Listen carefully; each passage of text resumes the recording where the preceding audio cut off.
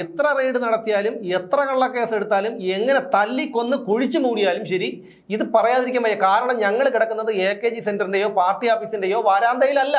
ഞങ്ങൾ ആരുടെയും അധ്വാനിക്കുന്നവരെ വേർപ്പ് നക്കിയിട്ടല്ല ഞങ്ങൾ ജീവിക്കുന്നത്. ഞങ്ങൾ അന്തസ്സായിട്ട് പണിയെടുത്തിട്ട് തന്നെയാണ് ജീവിക്കുന്നത്. ഞങ്ങൾ ആരെയും പറഞ്ഞു പറ്റിക്കുന്നില്ല. ഞങ്ങൾ പൊതുജനങ്ങളുടെ നികുതി പണം എടുത്ത് തിന്ന് മുടിച്ച് ഞങ്ങളും ഞങ്ങളുടെ കുടുംബങ്ങളും നടക്കുന്നില്ല.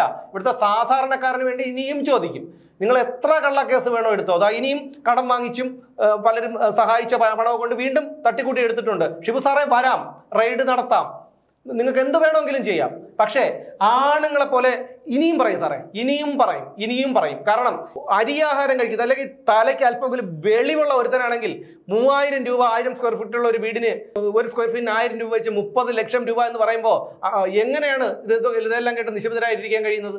എല്ലാ കാര്യത്തിനും നമുക്കൊരു മര്യാദ വേണ്ടേ? നമ്മളൊക്കെ തെമ്മാടികളായിരിക്കാം, പക്ഷെ അതിന് പോലും ഒരു മര്യാദ ഇല്ലേ സാറേ?